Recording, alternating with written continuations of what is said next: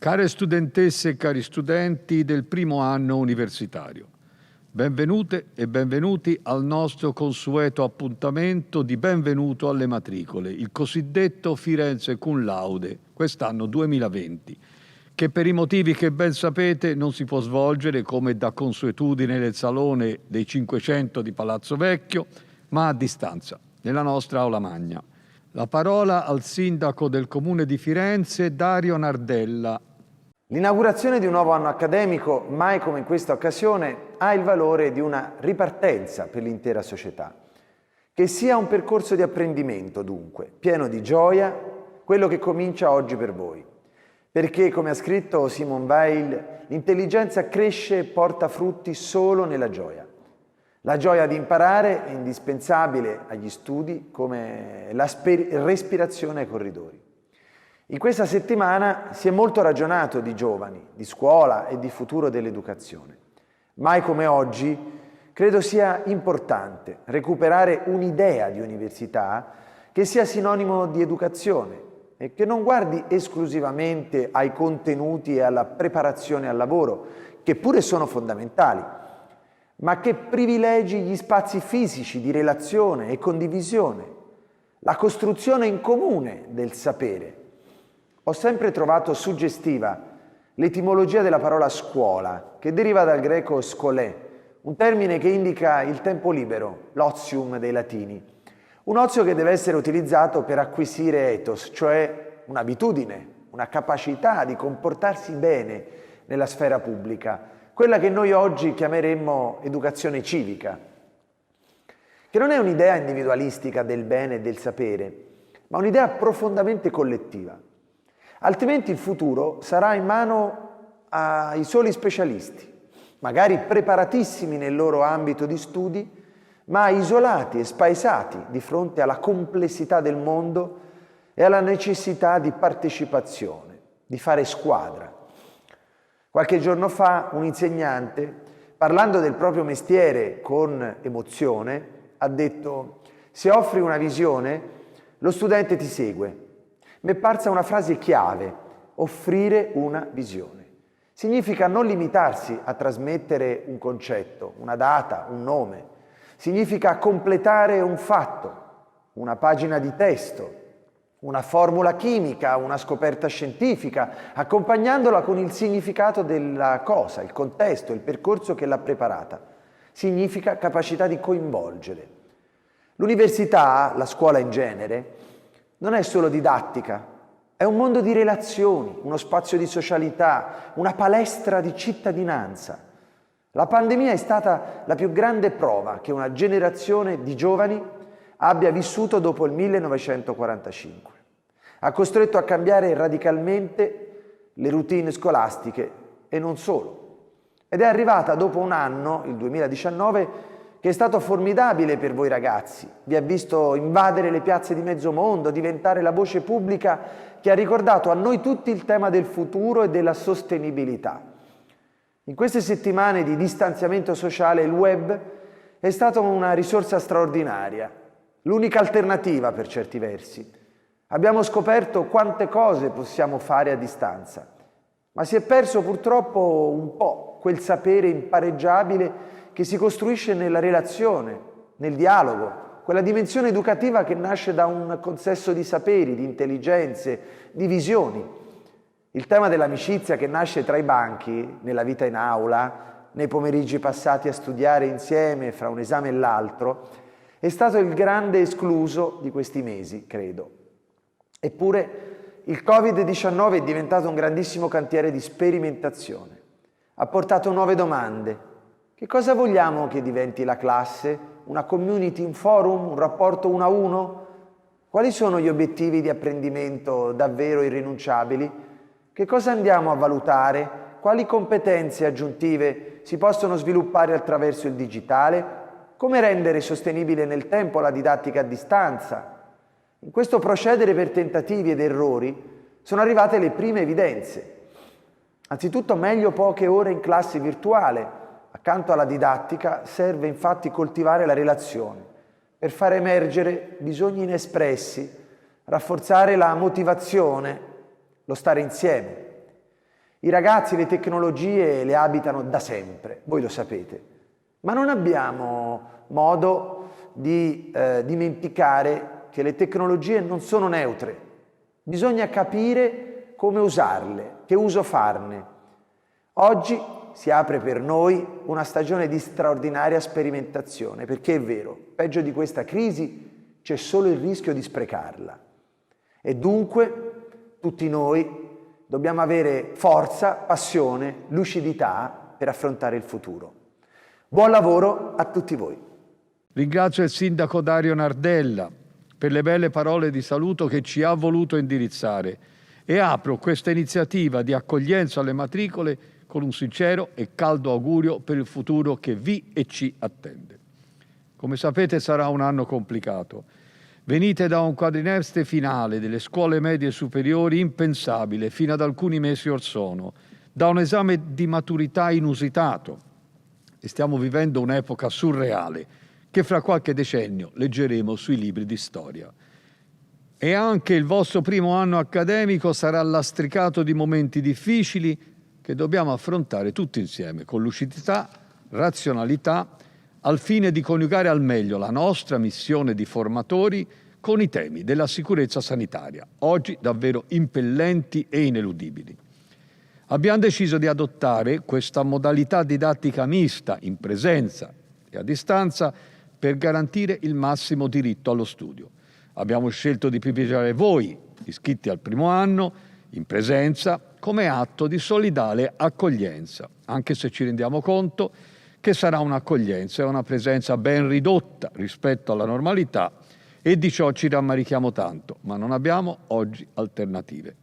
L'università è dialogo, socializzazione, continuo scambio di idee fra i docenti e i discenti e fra i discenti medesimi e tutto ciò richiede indispensabilmente presenza fisica e frequentazione viva dei nostri luoghi della didattica. Finalmente, da qualche settimana, le studentesse e gli studenti sono tornati in classe. Forse non ricordavamo più questa parola.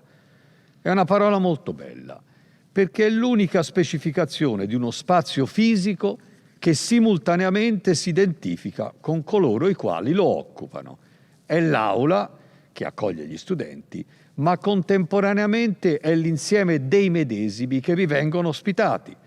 L'album dei nostri ricordi accoglie aggettivi che hanno qualificato le aule frequentate negli anni di studio universitario: spaziose, anguste, luminose, grigie, vetuste, moderne, ariose, fatiscenti, talvolta scialbe, colorite. Ma la nostra memoria contiene altresì gli aggettivi con cui dopo anni identifichiamo la classe come insieme delle nostre compagne e dei nostri compagni di studio universitario: attenta, vivace, scadente, turbolenta, brillante, mediocre, simpatica, stimolante, arguta. E questa classe, non più solo luogo dove si vivono lunghe e importanti ore della nostra vita, bensì compagine di individui con le loro multiformi personalità, può diventare sostantivo idoneo a farsi seguire da molteplici complementi di specificazione, di contestatori, di litigiosi, di diligenti o negligenti, di presuntuosi o modesti, di gentili. Nella classe, con questo significato ampio e omnicomprensivo, nascono amicizie, amori, simpatie, anche antipatie ovviamente. Insomma, cresce e matura la nostra personalità, grazie al confronto costante e continuo con gli altri. Nella classe, oggi molto più che ieri, si scopre la meravigliosa diversità, la stupenda alterità, il sorprendente caleidoscopio dell'umanità. Insomma, la classe è uno strepitoso laboratorio di socialità e socializzazione. E da alcuni mesi, proprio di questo laboratorio abbiamo sentito la terribile mancanza. L'istruzione è fatta di presenza e nessuno schermo potrà mai sostituire lo straordinario potere educativo e formativo di quel luogo e di quell'insieme di persone che chiamiamo appunto classe. Dobbiamo farcela perseverare nell'adottare tutte le misure di sicurezza per continuare appunto a viverla questa parola, la classe. Non è un caso che ho voluto invitare il professor Guglielmo Bonaccorsi, docente di igiene, a raccontarvi il punto della situazione scientifico, obiettivo e razionale su questa pandemia che ha sconvolto il mondo intero e quindi anche le nostre abitudini quotidiane. Ascoltatelo con attenzione, riflettete su quello che ci racconterà, fate sentire le cose che dirà ai vostri familiari, ai vostri amici, conoscenti. È fondamentale adottare comportamenti virtuosi. Dalla somma dei comportamenti responsabili dei singoli nasce il comportamento della moltitudine e da tale comportamento scaturisce l'esito di questa nostra battaglia per convivere con il virus in sicurezza, senza di nuovo doverci chiudere, che sarebbe davvero la cosa più tragica e drammatica. Sono convinto che è una sfida che possiamo tutti insieme affrontare e vincere, perché prevalga ragione, equilibrio, buonsenso, misura e saggezza. Non abbiamo bisogno di alterchi da protagonismo mediatico e visioni manichee. Non deve esistere la dicotomia salute contro produttività ed economia. Deve prevalere ragionevole prudenza, senza terrorismi che spaventano esageratamente, con consapevolezza della gravità della situazione, ma altrettanto coscienti che il panico è nemico della razionalità. E la razionalità è oggi l'unica arma che abbiamo per affrontare da Homo sapiens questo momento storico. La razionalità, d'altra parte, è la benzina che scorre nel nostro motore universitario, un motore che non si è mai fermato. Qualcuno ha scritto che l'università è stata chiusa. Ebbene, se così ha detto, o ignora totalmente cosa è stata l'università negli ultimi 6 mesi, oppure ha mentito sapendo di mentire. L'università ha dovuto chiudere aule, biblioteche, laboratori, spazi di studio, certo, ma ha aperto migliaia di finestre virtuali che non aveva mai sperimentato e che hanno permesso di mantenere vivo il dialogo educativo, nonché, peraltro, di consentire il conseguimento dei vari traguardi che erano sul cammino dei nostri studenti. L'università è stata forse ancora più aperta di prima. Addirittura la tecnologia ha consentito di modificare il vecchio motto verba volant scripta manent. I verba non sono volati e le lezioni si sono cristallizzate in bit, consentendo la fissazione magnetica di quei momenti fantastici che sono le lezioni accademiche. Certo, non è l'università che ci piace. Io desidero ardentemente tornare a sporcarmi le mani di gesso e a percepire dagli sguardi l'avvenuta comprensione o l'oscurità del non ancora chiarito. Non voglio più visi su francobolli digitali, e però oggi il virus ci impone questa didattica a distanza emergenziale, per la quale non possiamo, francamente, che essere grati allo straordinario sviluppo scientifico-tecnologico che l'ha consentita. E comunque, questo semestre stiamo tentando di coniugare presenza con sicurezza. Magari ci saranno problemi, intoppi, quant'altro, ma dobbiamo avere pazienza affinché tutto possa poi procedere nel migliore dei modi. Con la disponibilità da parte di tutti, studenti e docenti, possiamo conseguire il risultato desiderato. Chiudere questo semestre in sicurezza, ma con le aule aperte, in una situazione epidemiologica che, come vediamo, ha problematiche davvero non indifferenti. Sono convinto che ce la faremo e abbiamo altresì il dovere di guardare al futuro con ottimismo. Tutto ciò perché, e ve lo chiedo davvero in modo accorato e partecipe, teniamo comportamenti responsabili sempre, non solo durante la frequentazione dei nostri luoghi. Le misure restrittive sono importanti, necessarie, ma sono altrettanto indispensabili i nostri sani e prudenziali comportamenti spontanei. Mi appello a tutte e tutti voi perché li seguiate davvero, resistendo ad alcuni piaceri per recuperarli però poi nel più breve tempo possibile. Buon anno accademico a tutte e tutti e grazie dell'attenzione. La parola alla professoressa Giorgia Giovannetti, prorettore alle relazioni internazionali, per il saluto agli studenti stranieri. Dear all, I'll speak in English since my welcome is especially for Erasmus and international students. I'll start by giving some information on the university, and I'll briefly explain what services we have for international students and how the university is coping with the COVID-19 pandemic. UniFi is one of the largest Italian universities, and in 2021, we will celebrate our 700th anniversary, since its roots go back to the studium in 1321, even though it acquired its current name only in 1923. But UniFi is also projected in the future. It is part of a consortium with other 6 European universities that will give life to the European University of Wellbeing, challenging the traditional mobility and collaboration schemes, inventing new schemes more centered on well-being of students and staff. A university where we will use our time working together across culture and countries to respond to some of the world's most pressing challenges. UniFi is in a good position in international ranking and has improved in the last year. It is within the first 450 universities in the world and is third in the Italian ranking. The University of Florence has 21 departments. 9 of them are labeled excellent. The departments are focused on research, and the 10 schools are focused on teaching. Our numbers are impressive. We have over 53,000 students, 7% of foreign students enrolled, 250 degree courses, 28 double and joint degrees, 10 programs entirely in English. We have master and individual courses in English. We have 24 PhD programs. 2 of them have double degrees. We have 2 UNESCO chairs linked to the Sustainable Development Goals and many other highlights. A European infrastructure called Instruct, which is hosted at the University Center for Magnetic Resonance to set up the most powerful and unique apparatus in the world for advanced molecular studies in the field of life science and vaccine.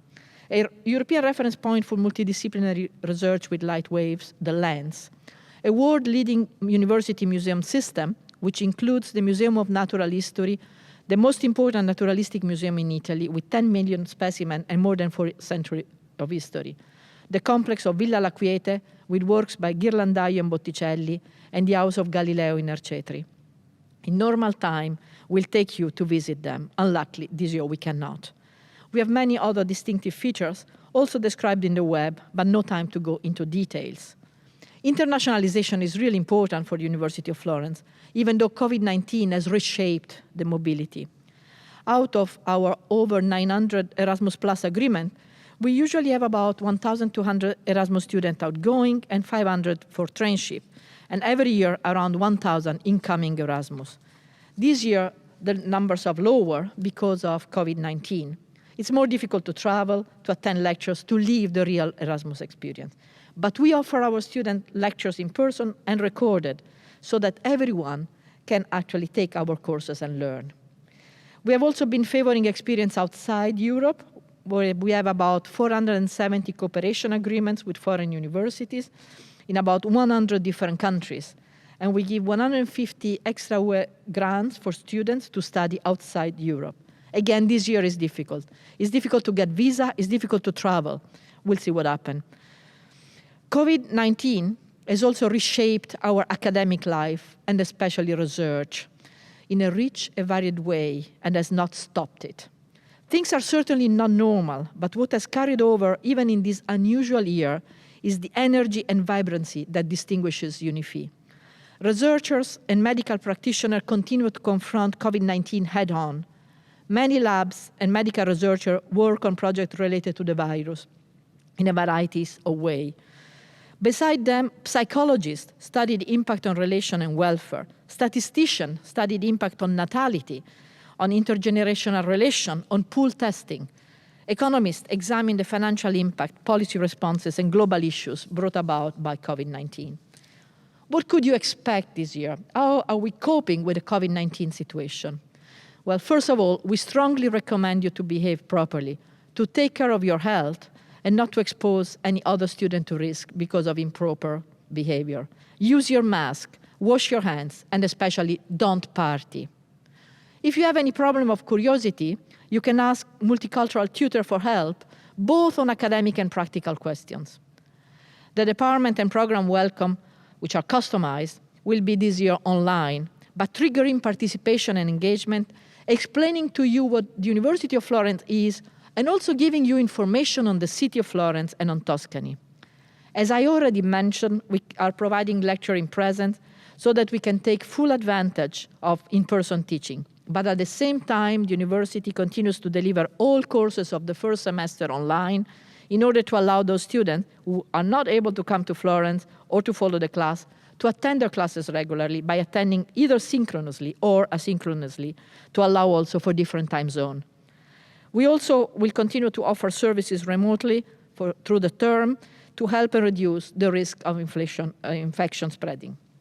Let me finish by saying that we welcome you warmly and would like your experience, though during this sad pandemic period, to be the best possible. Thanks. La parola al professor Guglielmo Bonaccorsi per la prolusione di Firenze Cum Laude 2020 dal titolo Tra emergenza e nuova normalità, come la pandemia ha modificato le nostre vite. Carissime studentesse e carissimi studenti, pur nell'impossibilità di potervi accogliere come tutti noi avremmo voluto, virtualmente vogliamo abbracciarvi e aprirvi le porte del nostro Ateneo, condividendo con tutti voi questo primo fondamentale momento di incontro. Dal marzo scorso, infatti, la nostra vita, i suoi ritmi, le reti di relazioni consolidate da decenni, nonché la semplicità e importanza di gesti umani di empatia, come un bacio o una carezza, ci sono pressoché preclusi. Il nuovo coronavirus responsabile della Covid-19 ci ha infatti riportato a un mondo e anche a uno stile di vita, quello da adottare necessariamente nelle grandi pandemie diffuse a livello sovracontinentale, che credevamo superato e erroneamente impensabile che potesse ripresentarsi nella nostra epoca. Erroneamente e forse stupidamente, perché gli agenti patogeni di natura infettiva non sono mai scomparsi dalla Terra e come tutte le creature viventi rispondono a due scopi fondamentali: sopravvivere e moltiplicarsi. Per fare questo hanno bisogno di tanti organismi sani suscettibili da parassitare. Fin dalla peste antonina del 165 d.C., l'umanità ha ricordo di grandi pandemie che l'hanno afflitta più volte, decimandone più volte la popolazione. La peste nera del 1347, il colera del 1817, l'influenza spagnola del 1918, per arrivare più recentemente all'influenza asiatica e all'influenza suina, rispettivamente nel 1968 e nel 2009, ed oggi purtroppo la Covid-19.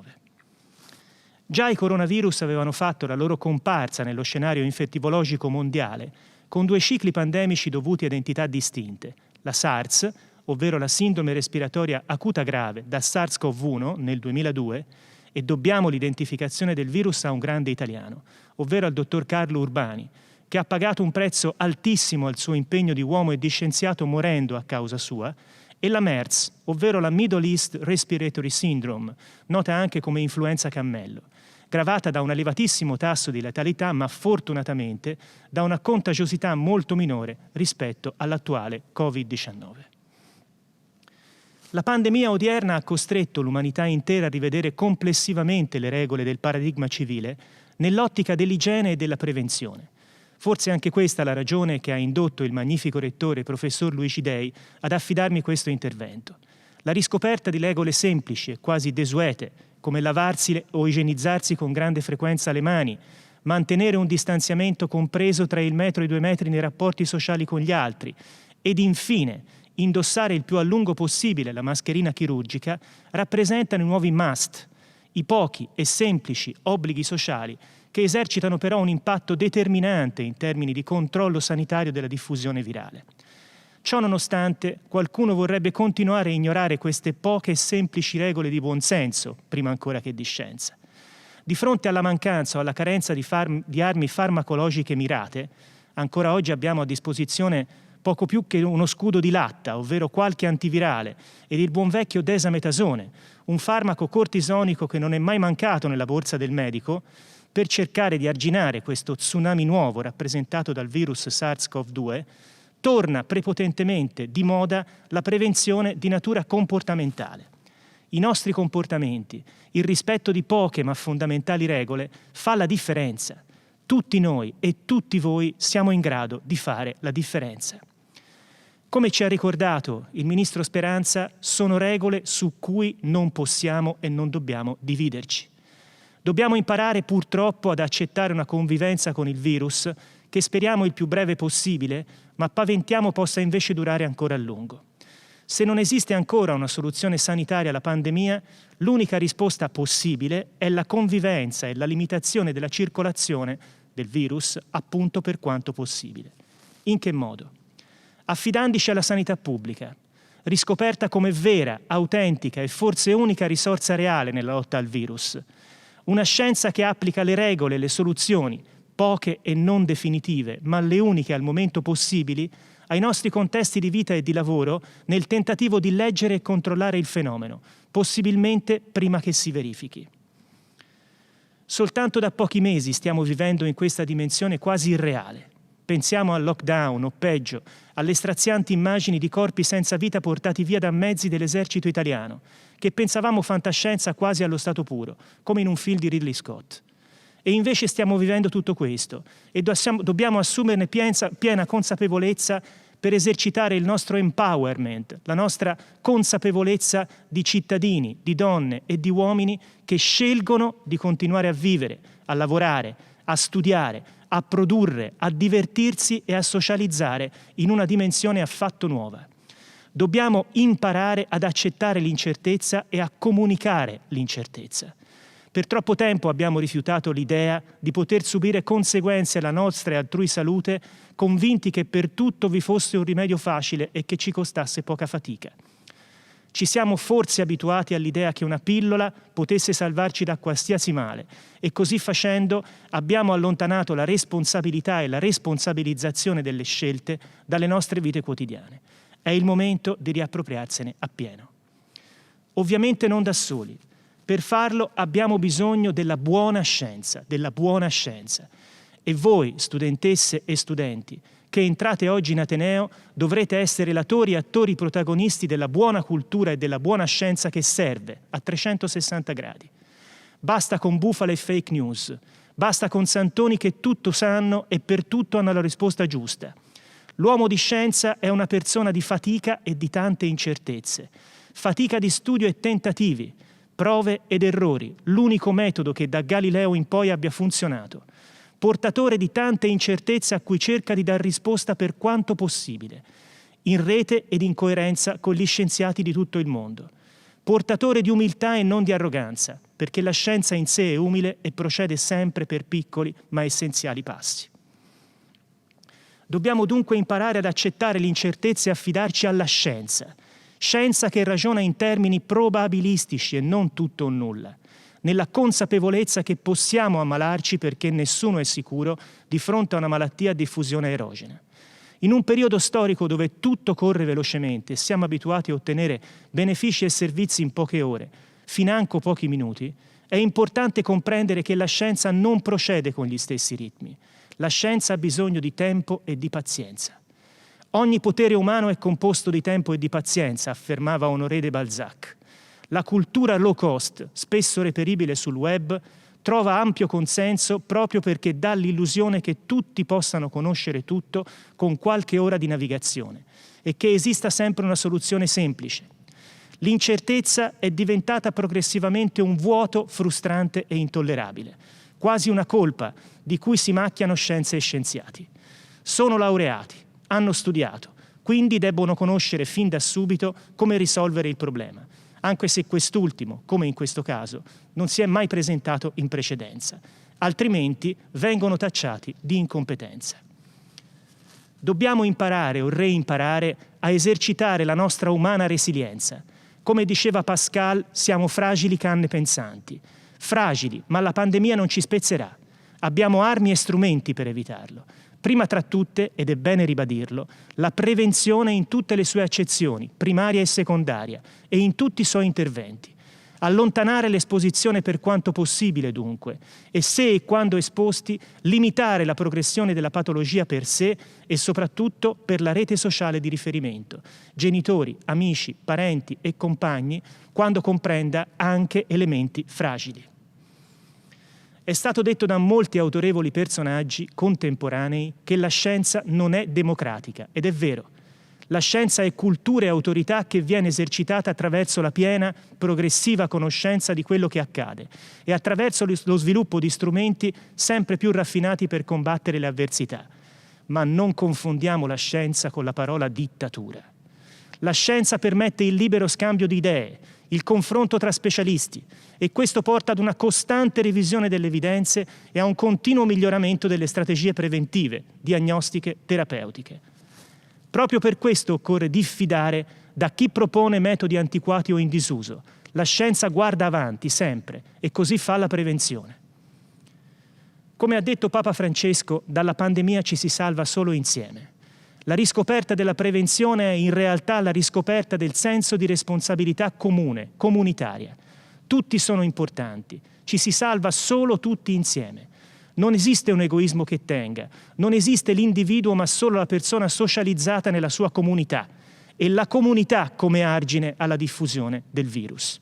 Avere un mondo molto più collegato di una volta, avere la possibilità di scambiarsi idee, pensieri e sensazioni attraverso la rete permette di sopportare meglio quella distanza fisica ma anche sociale e psicologica che la pandemia ci impone.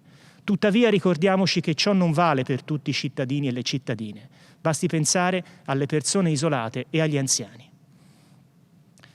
Si impone dunque una riflessione su quanto sia importante che la sanità pubblica crei le condizioni di supporto per non lasciare indietro nessuno e soprattutto per evitare che il ricorso alla rete aumenti l'esposizione alle teorie complottiste circolanti e alle fake, i cui danni si evidenziano con maggior violenza proprio sulla popolazione fragile.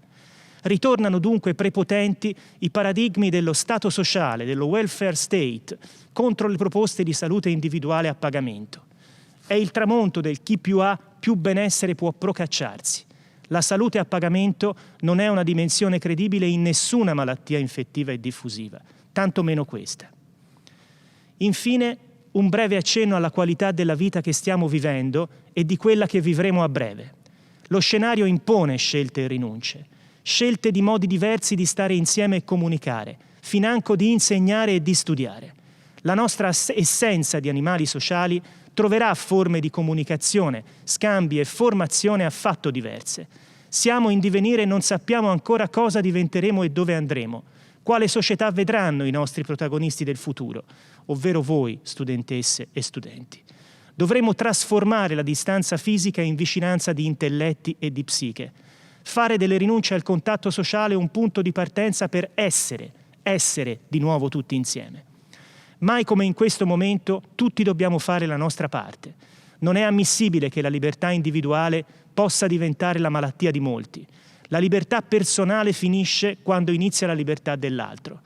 Come ha affermato il nostro Presidente della Repubblica, Sergio Mattarella, la libertà non è il diritto di far ammalare altri. Imparare a convivere con il virus non vuol dire comportarsi come se il virus fosse scomparso o non fosse mai esistito. Dunque, riadattarsi all'ascolto, all'empatia, al perseguimento del bene comune, anche qualora ciò determini una piccola spesa in termini di libertà individuale. È l'unica strada per impedire all'egoismo dei tempi moderni di agire camuffato da libertà di pensiero e di autodeterminazione. Abbiamo ancora tanta strada da compiere e tante risposte da trovare, ma insieme le troveremo e inizieremo un percorso che ci porterà molto lontano. Il sole è già abbastanza alto per iniziare un nuovo giorno. Benvenute e benvenuti nella nostra università, la vostra casa di formazione. La parola alla professoressa Sandra Furlanetto, delegata all'orientamento e ai servizi agli studenti, per illustrare i servizi per i nostri studenti. Carissime studentesse e carissimi studenti, anche da parte mia un benvenuto all'Università di Firenze. Siamo un ateneo generalista che offre una vasta scelta di percorsi di studio articolati in 10 scuole, ma che offre anche numerosi servizi che supportano lo studente durante il suo viaggio nel mondo universitario e ne facilitano la progressione di carriera e l'acquisizione di competenze non curriculari. Punto di riferimento centrale per conoscere i servizi è lo sportello di accoglienza e orientamento, dove è possibile avere informazioni generali su tutte le opportunità rivolte agli studenti.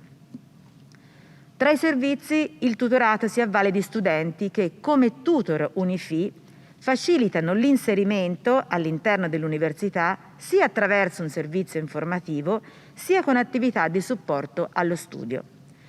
Ogni anno sono reclutati circa 400 tutor e oltre la metà di questi svolge attività legate a specifici insegnamenti.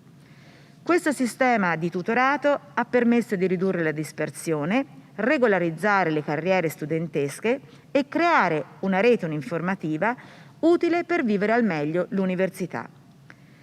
Ancora, i servizi di orientamento in itinere si sviluppano a partire da attività legate al potenziamento delle competenze trasversali, ormai fondamentali per integrarsi al meglio nei diversi contesti.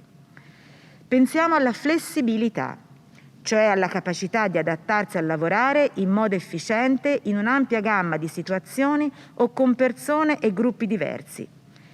È l'abilità che permette di comprendere e apprezzare punti di vista differenti e accettare facilmente i cambiamenti.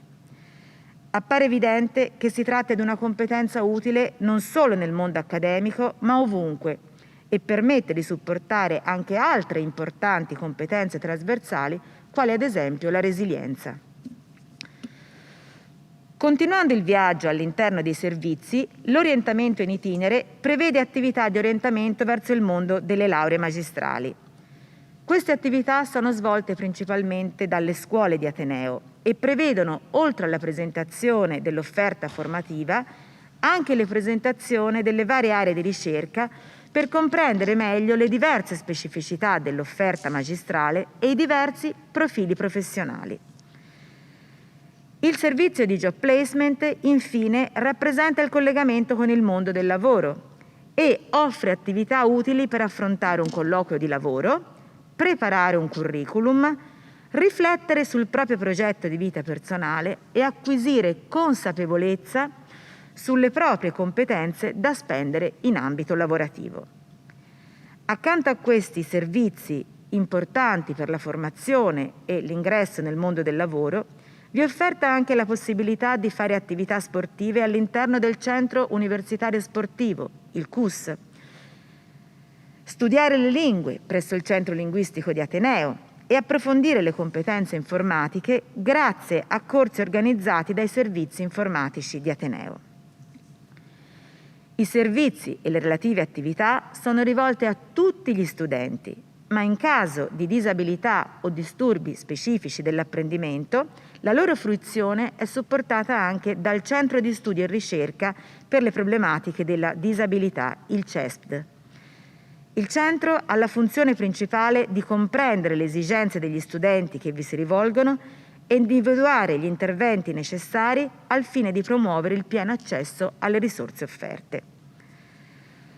L'università è presente inoltre per garantire il diritto allo studio attraverso azioni realizzate anche in condivisione con l'azienda regionale per il diritto allo studio, il DSU.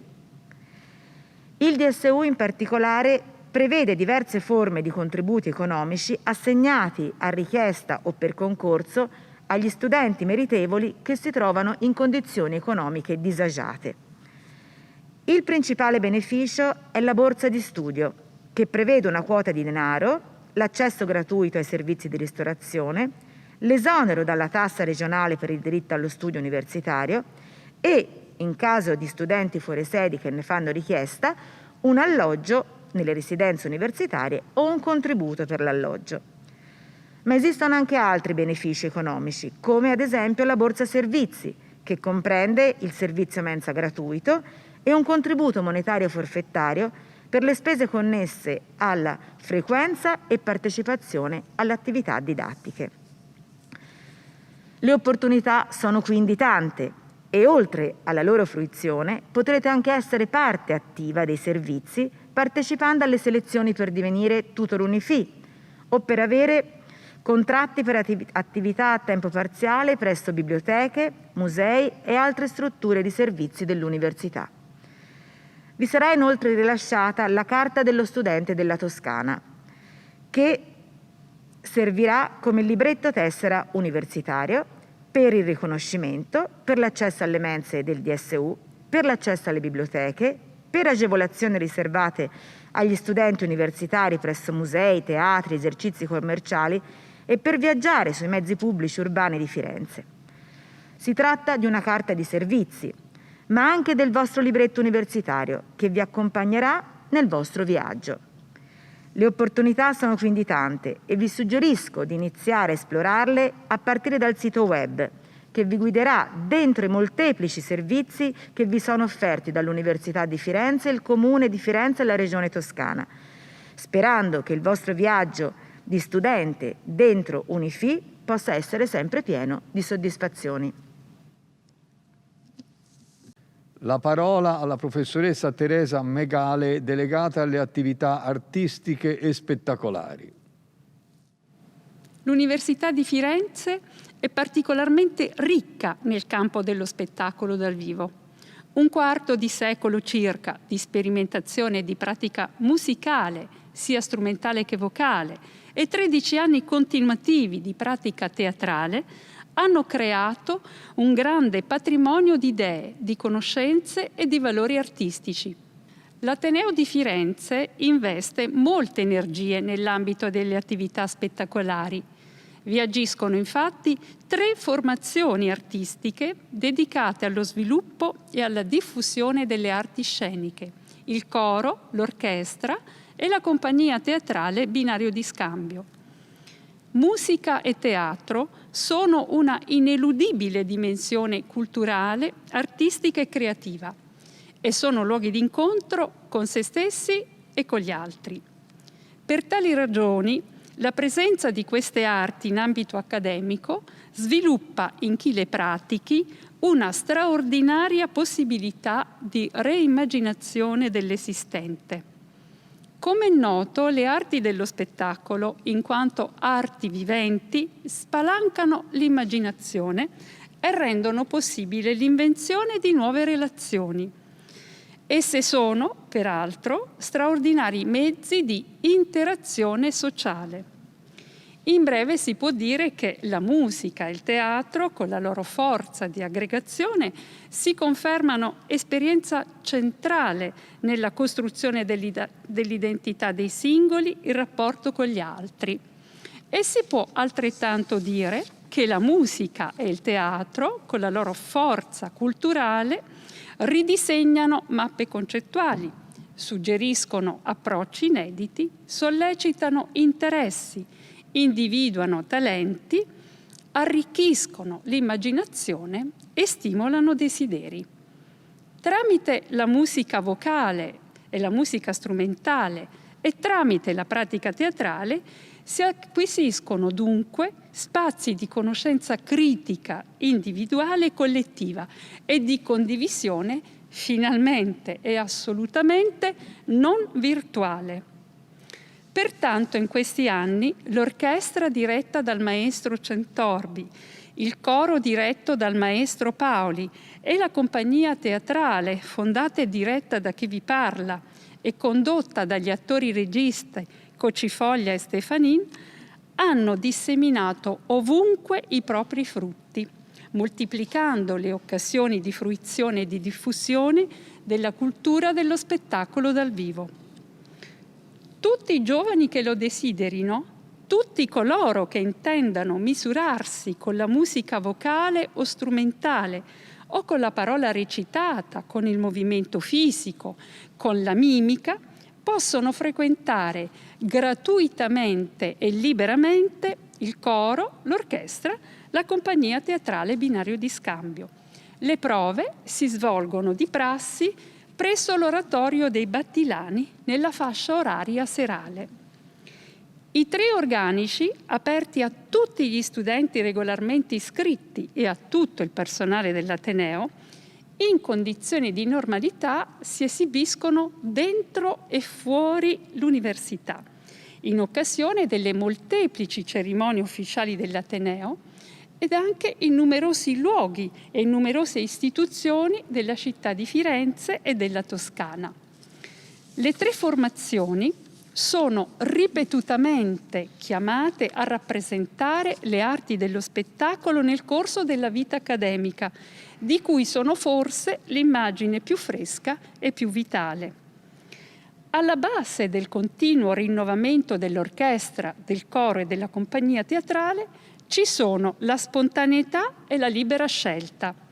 I gruppi orchestrali, corali e teatrali agiscono al di fuori del vecchio sistema dei crediti universitari, sulla spinta del desiderio e della curiosità, per poi allargarsi al contributo di studenti provenienti dai percorsi di internazionalizzazione, sia europea che extraeuropea.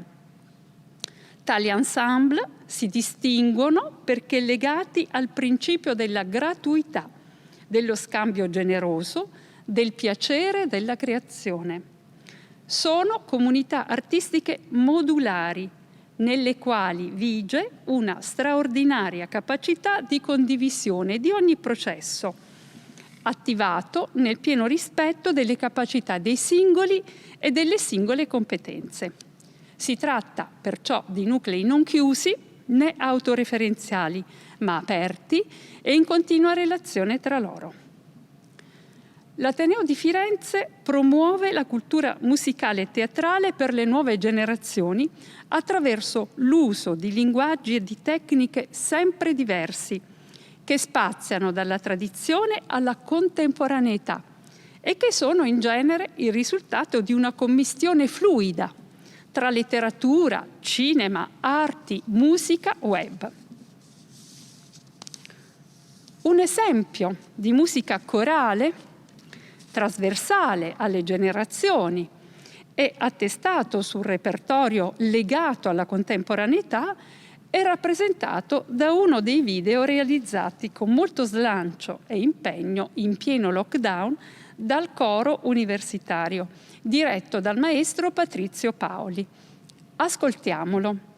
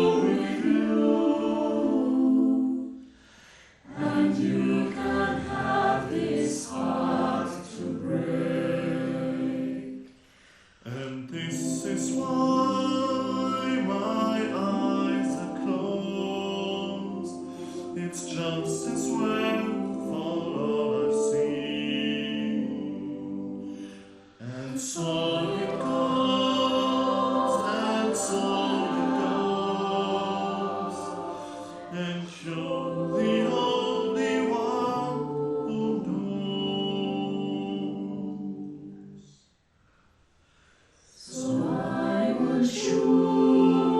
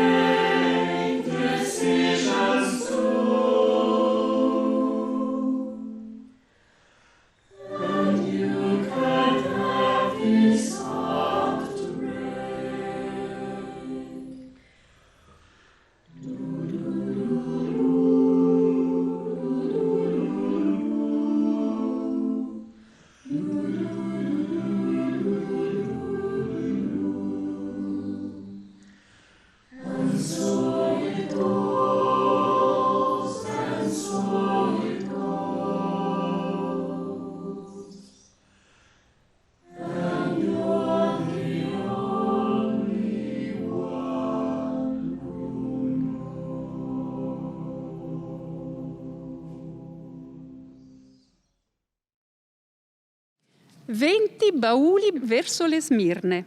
Con questo titolo così suggestivo e così attuale si inaugura l'annuale laboratorio di tecniche della recitazione condotto da Stefania Stefanin.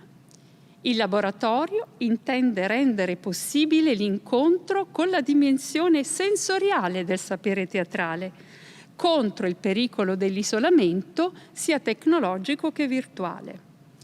Il nostro viaggio teatrale partirà da una rilettura dell'Impresario delle Smirne di Carlo Goldoni per confrontare l'antica figura dell'impresario con quella attuale dell'organizzatore teatrale. Delle molteplici performance e dei molteplici spettacoli prodotti dalla compagnia teatrale Binario di Scambio, si propone qui un breve frammento tratto dallo spettacolo Dulcinea e il cuoco.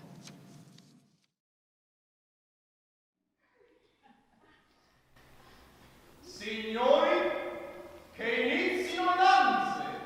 Una rondine non fa primavera, ma 3 donne fanno una fiera. Non siate così inesorabile con questa mia sedia, che da un quarto d'ora attende a braccia aperte, desiderosa di abbracciarvi.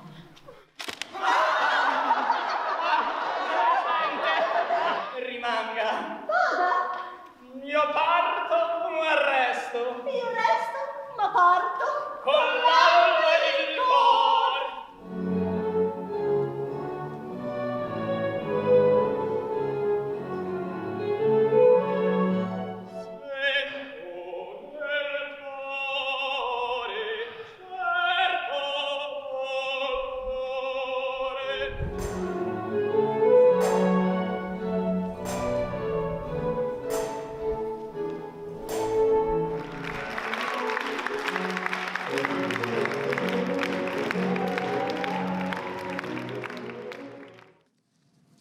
Quanto la musica strumentale sia radicata in Ateneo è provato dall'orchestra, che con generosità, tenacia e costanza valorizza e promuove molti talenti.